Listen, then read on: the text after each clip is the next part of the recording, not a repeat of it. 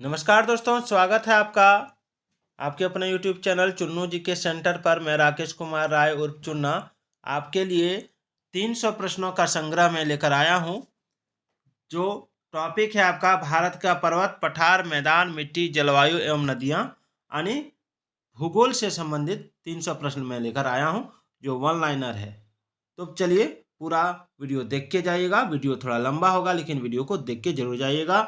ये पूरी परीक्षा में आपकी बहुत ही लाभदायक होगी, चाहे आप जेएसएससी, एसएससी, जेएसएससी सीजीएल का, या फिर एसएससी सीजीएल, या फिर एसएससी जीडी, या जेपीएससी, बीपीएससी, जिसकी भी तैयारी करें, सभी तरह की परीक्षाओं के लिए इम्पोर्टेंट है। तो पहला सवाल हम लोग देखेंगे कि हिमालय की लंबाई लगभग कितनी है। तो देखिए, हिमालय की लंबाई 2500 किलोमीटर है। हिमालय की लंबाई 2500 किलोमीटर है, ठीक है। और हिमालय का प्राचीन जो निर्माण था, प्राचीन तैतीस सागर के निक्षेपों से हुआ है।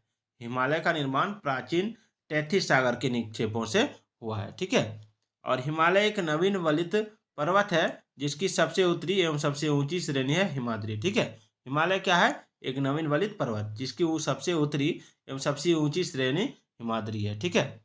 आगे है भारत के प्रमुख दर्रे एवं सर्वोच्च शिखर, ठीक है। भारत के प्रमुख दर्रे एवं सर्वोच्च शिखर, इसमें कंचनजंगा भारत का सर्वोच्च शिखर है और हिमाद्री श्रेणी में अवस्थित है, ठीक है। कंचनजंगा कहाँ है? हिमाद्री श्रेणी में अवस्थित है। विश्व की सबसे ऊंची चोटी माउंट एवरेस्ट है जिसकी ऊंचाई 8850 मीटर है। कहीं कहीं 8848 मीटर भी रहता है, ठीक है ना। इसको आप देख लीजिएगा जिस तरह का ऑप्शन होगा। जो हिमाद्री में स्थित है, कहाँ है? हिमाद्री में, ठीक है।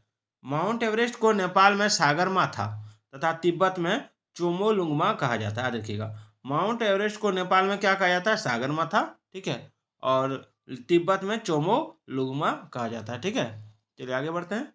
हिमालय का पाद प्रदेश, हिमालय का पाद प्रदेश शिवालिक है, ठीक है। पाद प्रदेश यानी जैसे ये हिमालय हो गया, ठीक है। तो ये नीचे जमीन जो जमीनी सतही जगह है, इसी को पाद प्रदेश कहा जाता है जो शिवालिक है, ठीक है।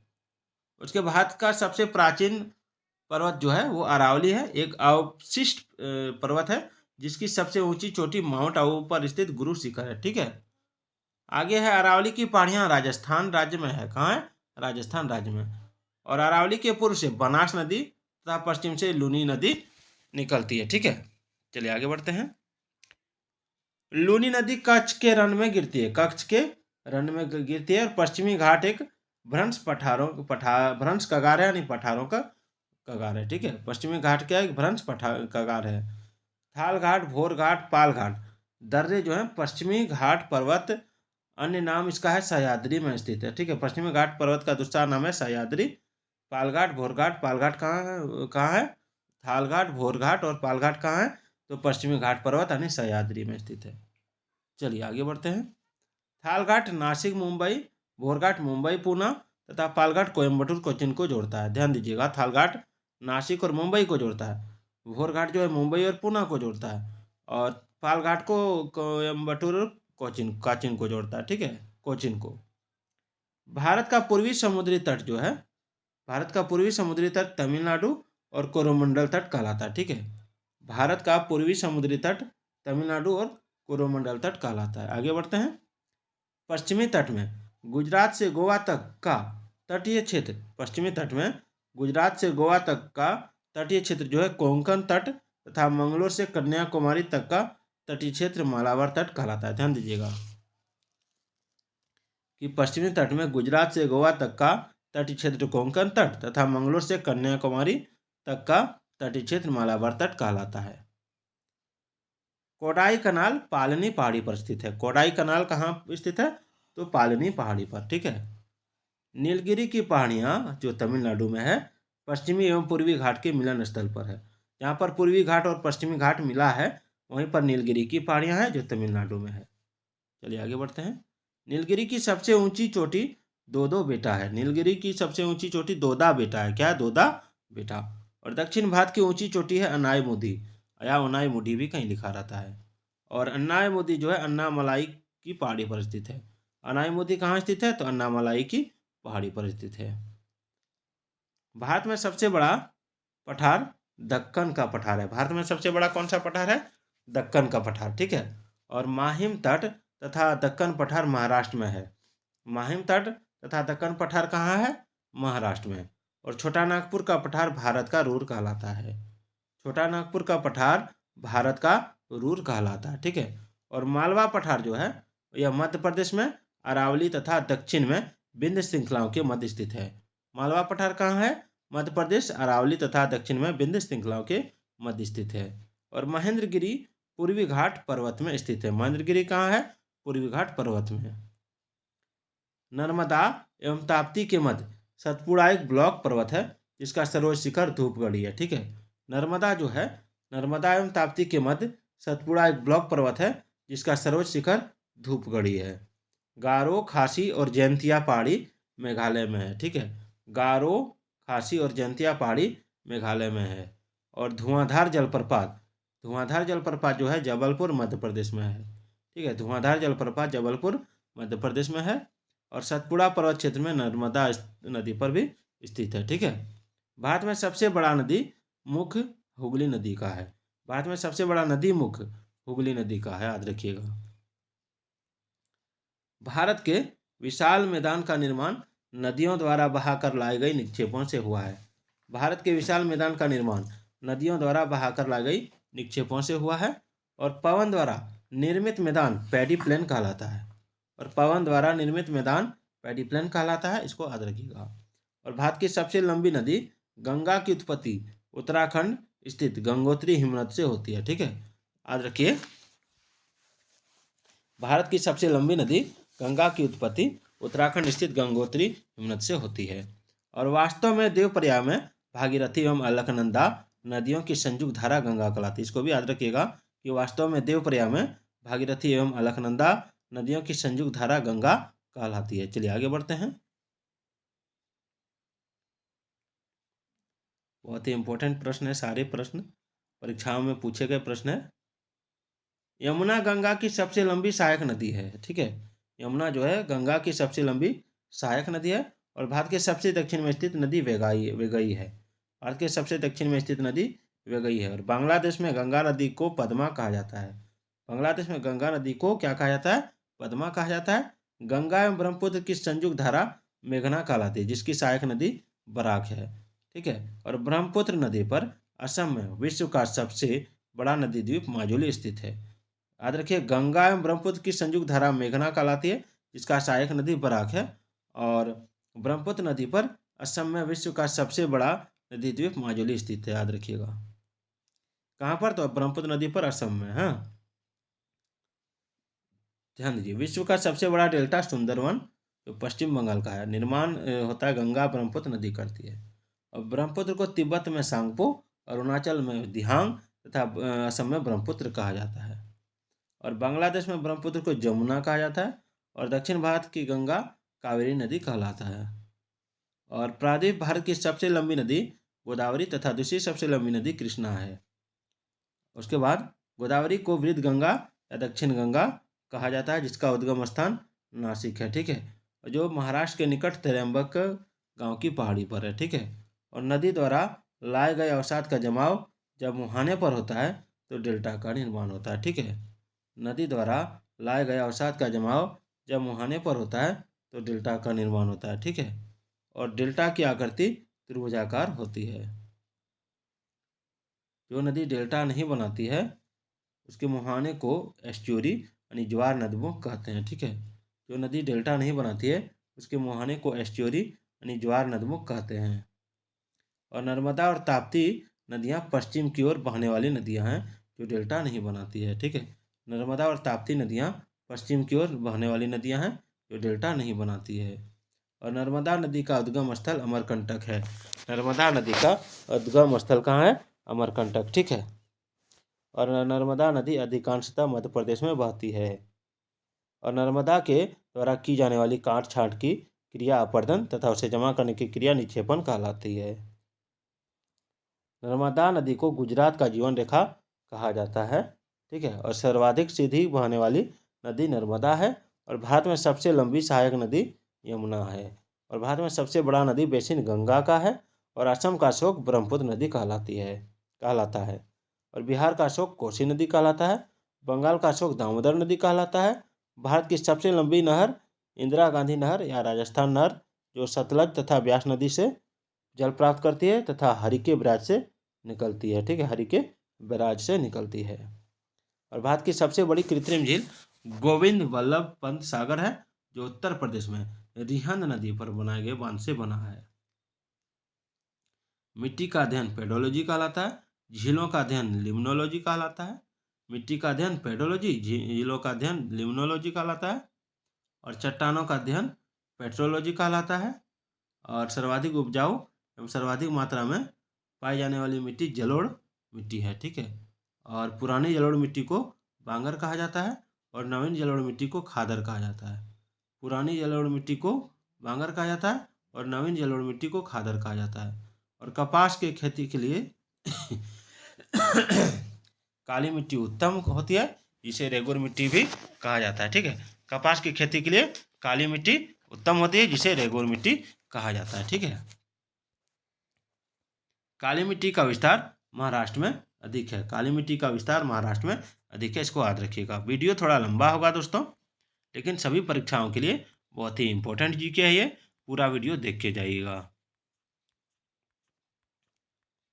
अगला है, लो ऑक्साइड की अधिकता के कारण लाल मिट्टी का रंग प्राय लाल होता है और चाय की खेती के लिए लेटराइट मिट्टी उत्तम होती है, जिसमें आयरन एवं सिलिका होती है। याद रखिएगा, लो ऑक्साइड की अधिकता के कारण लाल मिट्टी का रंग प्राय लाल होता है और चाय की खेती के लिए लेटराइट मिट्टी उत्तम होती है, जिसमें आयरन एवं सिलिका होती है। और भारत की जलवायु उष्ण कटिबंधीय मानसूनी है और भारत में मानसून का आगमन जून के प्रथम सप्ताह में 1 जून से 5 जून केरल में होता है। ठीक है, और भारत में अधिकांश वर्षा जो दक्षिण पश्चिम मानसून से होती है, जिसका सर्वप्रथम आगमन केरल में जून के प्रथम सप्ताह में होता है। भारत में अधिकांश वर्षा दक्षिण पश्चिम मानसून से होता है, जिसका सर्वप्रथम आगमन केरल में जून के प्रथम सप्ताह में होता है।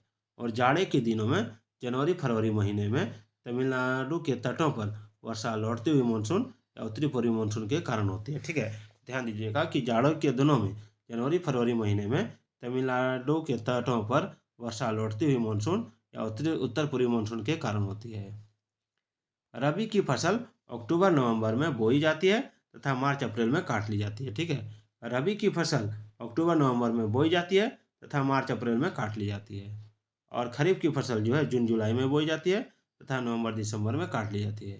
ठीक है, और गेहूँ, जौ, चना, मटर, सरसों, आलू, राई इत्यादि जो है रबी फसलें हैं, जबकि धान, गन्ना, तिलहन, ज्वार, बाजरा, मक्का, अरहर आदि खरीफ फसलें हैं। लक्षद्वीप अरब सागर में स्थित है। लक्षद्वीप समूह प्रवाल निर्मित है, यानी कोरल निर्मित है। और वेल्लोर के निकट श्री हरिकोटा प्रवाल द्वीप है। याद रखिएगा, वेल्लोर के निकट श्री हरिकोटा प्रवाल द्वीप है। और लक्षद्वीप की राजधानी कवारती है। लक्षद्वीप की राजधानी कहाँ है? कवारती है। और लक्षद्वीप में कुल द्वीपों की संख्या 36 है। लक्षद्वीप में कुल द्वीपों की संख्या 36 है और 8 डिग्री चैनल मिनिकॉय और मालदीव को अलग करती है, जबकि 9 डिग्री चैनल लक्षद्वीप एवं मिनिकॉय को अलग करती है। याद रखिएगा, 8 डिग्री चैनल मिनिकॉय और मालदीव को अलग करती है, जबकि 9 डिग्री चैनल लक्षद्वीप एवं मिनिकॉय को अलग करती है। लक्षद्वीप जो है समूह का सबसे बड़ा द्वीप आंड्रोट है। लक्षद्वीप समूह का सबसे बड़ा द्वीप आंड्रोट है, इसको याद रखिएगा। और लक्षद्वीप समूह का सबसे छोटा द्वीप बिट्रा है। लक्षद्वीप समूह का सबसे छोटा द्वीप बिट्रा है। और लक्षद्वीप के लोग मलयालम भाषा बोलते हैं। लक्षद्वीप के लोग कौन सी भाषा बोलते हैं? मलयालम भाषा। और अंडमान निकोबार द्वीप समूह बंगाल की खाड़ी में स्थित है, जो ज्वालामुखी निर्मित है। अंडमान निकोबार द्वीप समूह बंगाल की खाड़ी में स्थित है, जो ज्वालामुखी निर्मित है। चलिए, अंडमान निकोबार की राजधानी पोर्ट ब्लेयर है। कहाँ है? अंडमान निकोबार की राजधानी पोर्ट ब्लेयर है।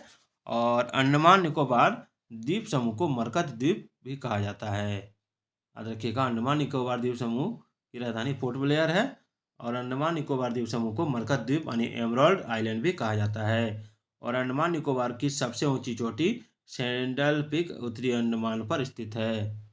Saddle peak 10 degree channel Andaman को निकोबार से, जबकि ग्रैंड चैनल सुमात्रा द्वीप इंडोनेशिया को ग्रेट निकोबार द्वीप से अलग करता है। और डंकन दर्रा दक्षिणी एवं लघु अंडमान के बीच है। और ओंग अंडमान द्वीप की मूल निवासी है। सोमपेंस निकोबार द्वीप के आदिवासी लोग हैं। और भारत का एकमात्र सक्रिय ज्वालामुखी बेरन मध्य इंडिया अंडमान के पूर्वी भाग में स्थित है। याद रखिएगा, भारत का एकमात्र सक्रिय ज्वालामुखी बेरन मध्य अंडमान के पूर्वी भाग में स्थित है। और सोमपेंस जो है निकोबार द्वीप के आदिवासी लोग हैं। ज्वालामुखी द्वीप नारकोंडम उत्तरी अंडमान में है। ज्वालामुखी द्वीप जो है नारकोंडम उत्तरी अंडमान में है। और आदम ब्रिज तमिलनाडु श्रीलंका के बीच है। और न्यू मोर द्वीप बंगाल की खाड़ी में बांग्लादेश एवं भारत की सीमा पर स्थित है। अंडमान निकोबार द्वीप समूह स्वतंत्रता पूर्व काला पानी के नाम से जाना जाता था। और पंबन द्वीप मन्नार की खाड़ी में भारत श्रीलंका के बीच स्थित है, जो आदम ब्रिज का भाग है। ठीक है, चलिए आगे बढ़ते हैं। अगला सवाल है, ये स्पीडी पब्लिकेशन से मैं आपको पढ़ा रहा हूँ। अगला सवाल है, सर्क्रिक कक्ष के रन में अवस्थित है और भारत की सबसे ऊंची चोटी केटू या गोंडविन ऑस्टिन है, जो काराकोरम श्रेणी में स्थित है। और सर्क्रिक कहाँ है? कच्छ के रन में है। और भारत की सबसे ऊंची चोटी केटू या गोंडविन ऑस्टिन है, जो काराकोरम श्रेणी में स्थित है। और याद रखिएगा, ट्रांस हिमालय महान हिमालय के उत्तर में तिब्बत में स्थित है। ट्रांस हिमालय कहाँ है? महान हिमालय के उत्तर में। ठीक है, ये हिमालय है, ये उत्तरी भाग है, इधर तिब्बत में ये स्थित है। कहाँ है? तिब्बत में। काराकोरम लद्दाख, कैलाश तथा जास्कर पर्वत श्रेणियां ट्रांस हिमालय में पाई जाती है। ठीक है, और ट्रांस हिमालय बृहद हिमालय से हिंज लाइन या सूचर जोन के द्वारा अलग होती है। और भारत में हिमालय की सबसे ऊंची चोटी कंचनजंगा है, जो सिक्किम में स्थित है। ठीक है, और शिपकिला, बाड़लाचा तथा रोहतांग दर्रा हिमाचल प्रदेश में अवस्थित है। और बुर्जिल और जोजिला दर्रा कश्मीर में है। ठीक है, बुर्जिल और जोजिला दर्रा कश्मीर में है। एक चीज फिर से मैं आपको दोहरा देता हूँ कि शिपकिला, बाड़लाचा तथा रोहतांग दर्रा हिमाचल प्रदेश में अवस्थित है। बुर्जिल और जोजिला दर्रा कश्मीर में है। ठीक है, और लिपुलेख, थागला, नीतिला दर्रा उत्तराखंड में है। और जेलेपला और नाथुला दर्रा सिक्किम में है। और बोमडिला, बुमला, दीफू तथा आंग्याब दर्रा और अरुणाचल प्रदेश में अवस्थित है। ठीक है, मध्य या लघु हिमालय महान हिमालय के दक्षिण में स्थित है। मध्य या लघु हिमालय महान हिमालय के दक्षिण में स्थित है। और पीर पंजाल जम्मू कश्मीर में है। धौलाधार हिमाचल प्रदेश में। महाभारत श्रेणियां नेपाल में है। ये लघु या मध्य हिमालय का भाग है। मध्य हिमालय में पीर पंजाल एवं बनिहाल दो प्रमुख दर्रे हैं। और शिमला लघु हिमालय के धौलाधार श्रेणी पर स्थित है। बृहद एवं लघु हिमालय के मध्य कश्मीर घाटी, लाहौल स्पीति, कागड़ी एवं कुल्लू की घाटियां मिलती है। कागड़ी नहीं है, कांगड़ा है। एक बार और मैं दोहराता हूँ, बृहद एवं लघु हिमालय के मध्य जो है कश्मीर घाटी, लाहौल स्पीति, कांगड़ा एवं कुल्लू की घाटियां मिलती है। चलिए अगला है, शिमला, कुल्लू, मनाली, दार्जिलिंग, मंसूरी, रानीखेत आदि लघु हिमालय में स्थित है। ध्यान से, शिमला, कुल्लू, मनाली, दार्जिलिंग, मंसूरी, रानीखेत आदि लघु हिमालय में स्थित है। और शिवालिक अर्थात निम्न या बाह्य हिमालय जो है, एक बार और पढ़ते हैं। शिमला, कुल्लू, मनाली, दार्जिलिंग, मंसूरी, रानीखेत आदि लघु हिमालय में स्थित है। और शिवालिक अर्थात निम्न या बाह्य हिमालय हिमालय की सबसे नवीनतम श्रेणी है। और लघु हिमालय शिवालिक से मैन बाउंड्री फॉल्ट के द्वारा अलग होती है। लघु हिमालय जो है शिवालिक से मैन बाउंड्री फॉल्ट के द्वारा अलग होती है। और शिवालिक की पहाड़ियाँ सिंधु एवं सतलज के बीच फैली है। चलिए आगे बढ़ते हैं। लघु हिमालय एवं शिवालिक श्रेणी के बीच कई घाटियां पाई जाती हैं, जिन्हें पूर्व में द्वार, हरिद्वार और कोटद्वार तथा पश्चिम में दून देहरादून कहा जाता है। आगे देखते हैं। लघु हिमालय श्रेणी के ढालों पर मिलने वाले छोटे छोटे घास के मैदानों को जम्मू कश्मीर में, ठीक है, मर्ग यानी गुलमर्ग, सोनमर्ग तथा उत्तराखंड में बुग्याला एवं प्यार कहा जाता है। और अन्नपूर्णा पर्वत शिखर नेपाल में स्थित है, इसको याद रखिएगा। और उत्तरी दक्षिणी सह्याद्री की सर्वोच्च शिखर कालसुबाई कुद्रे मुख है, याद रखिएगा। उत्तरी अन्नपूर्णा पर्वत शिखर नेपाल में स्थित है, इसको भी याद रखिएगा। और उत्तरी दक्षिणी सह्याद्री की सर्वोच्च शिखर कालसुबाई कुद्रे मुख में है। महाबलेश्वर उत्तरी सह्याद्री की दूसरी प्रमुख चोटी है, जिसका उच्चतम बिंदु विल्सन पॉइंट है। और खेवर दर्रा अफगानिस्तान और पाकिस्तान के बीच स्थित है। महाबलेश्वर जो है उत्तरी सह्याद्री की दूसरी प्रमुख चोटी है। ठीक है, और जिसका उच्चतम बिंदु विल्सन पॉइंट है। और खेवर दर्रा जो है अफगानिस्तान और पाकिस्तान के बीच स्थित है। चलिए आगे बढ़ते हैं। अगला है पंजशीर घाटी अफगानिस्तान में स्थित है और गिरनार की पहाड़ियाँ गुजरात में अवस्थित है। ठीक है, पंजशीर घाटी कहाँ है? अफगानिस्तान में स्थित है और गिरनार की पहाड़ियाँ गुजरात में अवस्थित है। चलिए आगे बढ़ते हैं।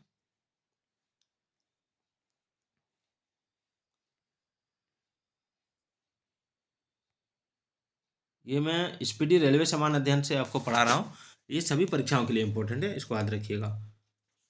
अगला है मैकाल पठार छत्तीसगढ़ में है, जिसका सर्वोच्च शिखर अमरकंटक है और शिवालिक श्रेणी का निर्माण सोनजोइक से हुआ है, जिसका निचला भाग तराई प्रदेश कहलाता है। और प्रायद्वीप पठार गोंडवाना लैंड का वह भाग है जिसकी आकृति त्रिभुजाकार है। देखिए, मैकाल पठार छत्तीसगढ़ में है, जिसका सर्वोच्च शिखर अमरकंटक है और शिवालिक श्रेणी का निर्माण सेनोजोइक से हुआ है, जिसका निचला भाग तराई प्रदेश कहलाता है।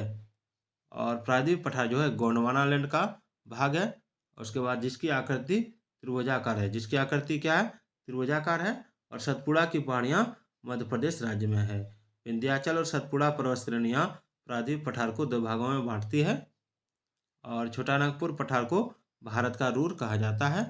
उसके बाद है इसकी सबसे ऊंची पर्वत चोटी पारसनाथ है। फिर है दामोदर नदी छोटा नागपुर पठार से निकलती है। दामोदर नदी कहाँ निकलती है? छोटा नागपुर पठार से।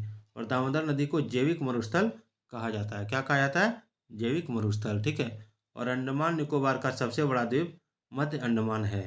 अंडमान निकोबार का सबसे बड़ा द्वीप क्या है? मध्य अंडमान है। और हिमालय की सबसे पूर्वी चोटी नमचा बरवा यानी अरुणाचल तिब्बत सीमा पर स्थित है। हिमालय की सबसे पूर्वी चोटी नमचा बरवा अरुणाचल तिब्बत सीमा पर स्थित है। और हिमालय की कैलाश पर्वतमाला चीन में स्थित है, इसको याद रखिएगा। नंदा देवी चोटी कुमाऊं हिमालय का भाग है। नंदा देवी चोटी कुमाऊं हिमालय का भाग है। और नंदा देवी शिखर उत्तराखंड में स्थित है। और मध्य प्रदेश में पंचमढ़ी पर्यटक स्थल सतपुड़ा पहाड़ी पर स्थित है। और पंचमढ़ी को सतपुड़ा की रानी कहा जाता है। नंदी हिल्स मैसूर शहर के पास स्थित है। और महादेव पहाड़ी मध्य प्रदेश में स्थित है। नंदी हिल्स मैसूर शहर के पास स्थित है और महादेव पहाड़ी मध्य प्रदेश में स्थित है। और सारामती पर्वत नागालैंड में स्थित है। और महेंद्रगिरी चोटी पूर्वी घाट में स्थित है। और भारत के उत्तर पश्चिमी भाग में शीतकालीन वर्षा का कारण पश्चिमी विक्षोभ है। और जोग या गरसप्पा जलप्रपात का नया नाम महात्मा गांधी जलप्रपात है। जोग या गरसप्पा जलप्रपात का नया नाम महात्मा गांधी जलप्रपात है, गरसोप्पा है ये। आगे भारत में एरलुंग जंगबो नदी को ब्रह्मपुत्र के नाम से जाना जाता है। भारत में एरलुंग जंगबो नदी को ब्रह्मपुत्र नाम से जाना जाता है। और भारत में कावेरी गंगा महानदी डेल्टा बनाने वाली नदियां हैं। और कावेरी का उद्गम स्रोत ब्रह्मगिरी पहाड़ियां हैं। वैनगंगा पैनगंगा गोदावरी की सहायक नदी है। वैनगंगा और पैनगंगा गोदावरी की सहायक नदी है। और जम्मू से श्रीनगर का मार्ग बनिहाल दर्रे से होकर गुजरता है। जम्मू से श्रीनगर का मार्ग बनिहाल दर्रे से होकर गुजरता है। और कार्डेमम पहाड़ियाँ यानी इलायची पहाड़ियाँ अनामालाई पहाड़ियों के दक्षिण में स्थित है। कार्डेमम पहाड़ियाँ केरल में अवस्थित है, इसको याद रखिएगा। और तिरुपति सेचालम पहाड़ी की घाटी में स्थित है। तिरुपति सेचालम पहाड़ी की घाटी में स्थित है। और शिव समुद्रम प्रपात कर्नाटक के मांड्या जिले में कावेरी नदी पर स्थित है। शिव समुद्रम प्रपात कर्नाटक के मांड्या जिले में कावेरी नदी पर स्थित है, याद रखिएगा। सबसे बड़ा ग्लेशियर सियाचिन भारत के जम्मू कश्मीर राज्य में स्थित है। ठीक है। और सियाचिन ग्लेशियर क्षेत्र के ऊपर भारत और पाकिस्तान के मध्य झगड़ा है। और वर्तमान में भारत के सियाचिन को सफेद पानी के नाम से जाना जाता है। आगे बढ़ते हैं। अभी बहुत सारे प्रश्न हैं दोस्तों, अभी लगभग और 30-40 प्रश्न हैं। भारत की मुख्य भूमि को रामेश्वरम द्वीप से पंबन द्वीप अलग करता है। ठीक है। भारत की मुख्य भूमि को रामेश्वरम द्वीप से पंबन द्वीप अलग करता है। और कुल्लू घाटी लद्दाख और पीर पंजाल के बीच स्थित है। ठीक है। और पाल घाट पश्चिम और पूर्वी घाट का मिलन स्थल है। पाल घाट पश्चिम और पूर्वी घाट का मिलन स्थल है, जो केरल और तमिलनाडु राज्यों को जोड़ता है। ठीक है। यमुना नदी को खुला नाला कहा जाता है। और यूटी यानी उटकमंड नीलगिरी में स्थित है। और सेनकोटा दर्रा तिरुवनंतपुरम एवं मदुरै को जोड़ता है। गंडक नदी को नेपाल में शालिग्राम एवं नारायणी कहा जाता है। और गोखुर झीलें उत्तर भारत के मैदानी इलाकों में पाए जाते हैं। और उड़ीसा का अशोक ब्राह्मणी नदी कहलाती है। और महानदी उड़ीसा में अपना डेल्टा बनाती है। जलोढ़ मिट्टी में पोटास तथा कैल्शियम की प्रचुरता तथा नाइट्रोजन और ह्यूमस की कमी पाई जाती है। कोसी नदी, ठीक है, कोसी नदी जो है अन्य नाम विनाशक नदी है इसका, और अपना मार्ग बदलने के लिए जानी जाती है। काली मिट्टी का निर्माण लावा के प्रवाह से होता है, जिसमें कार्बनिक पदार्थों की अधिकता होती है। और भारत में लाल मिट्टी का सर्वाधिक विस्तार तमिलनाडु राज्यों में पाया जाता है। और अपक्षालन एवं कोशिका क्रिया द्वारा लेटराइट मिट्टी का निर्माण होता है। अपक्षालन एवं केशिका क्रिया द्वारा, कोशिका नहीं, केशिका क्रिया द्वारा लेटराइट मिट्टी का निर्माण होता है। ग्रीष्मकाल में आने वाली तूफानों को पश्चिमी बंगाल में कालवैसाखी कहा जाता है। और असम, पश्चिम बंगाल तथा उड़ीसा राज्यों में मानसून पूर्व आने वाली तड़ी झंझाएँ नार्वेस्टर के नाम से जाना जाता है। और भारत के तमिलनाडु राज्यों में जाड़े के मौसम में वर्षा होती है। और लवन नदी के नाम से लूनी नदी जानी जाती है। लवन नदी के नाम से लूनी नदी जानी जाती है। और जाफना तमिल बहुल शेष श्रीलंका से एलिफेंटा द्वारा जुड़ा है, ठीक है। जाफना तमिल बहुल शेष श्रीलंका से एलिफेंटा द्वारा दर्रा द्वारा जुड़ा है। और जम्मू कश्मीर के लद्दाख क्षेत्र में स्थित काराकोरम दर्रा भारत का सबसे ऊंचा दर्रा है। दक्कन का पठार विशाल चट्टानों से बनी है। और दक्कन पठार का पूर्वी भाग विदर्भ कहलाता है। और धारवाड़ का पठार कर्नाटक राज्य में है। और गंगा में दक्षिण से मिलने वाली नदी कौन नदी है? तो सोन नदी है। और पूर्वोत्तर भारत के 7 राज्यों अरुणाचल प्रदेश, नागालैंड, मणिपुर, मिजोरम, त्रिपुरा, मेघालय और असम को 7 सिस्टर कहा जाता है। अरुणाचल प्रदेश, नागालैंड, मणिपुर, मिजोरम, त्रिपुरा, मेघालय और असम को 7 सिस्टर कहा जाता है। हिमालय पर्वत की एक श्रेणी अराकानयोमा है। हिमालय पर्वत की एक श्रेणी अराकानयोमा म्यांमार में स्थित है। और दूधगंगा नदी जम्मू कश्मीर में अवस्थित है। और सेवराय पहाड़ियाँ तमिलनाडु में अवस्थित है, ठीक है। और नर्मदा नदी जो है ज्वारनद मुख का निर्माण करती है। और भारत के पश्चिमी समुद्री तट पर वर्षा दक्षिण पश्चिम मानसून से होती है। चलिए आगे बढ़ते हैं। सॉरी दोस्तों, ये थोड़ा फ़ोटो जो है उसका पिक्चर ख़राब आया, तो उसको मैं कल बनाऊंगा, ठीक है। तो फिर मिलते हैं अगली वीडियो में। कल का टॉपिक रहेगा क्षेत्रीय सामान्य ज्ञान और साथ में ही कुछ इसके भी प्रश्न। तो जय हिंद, जय भारत।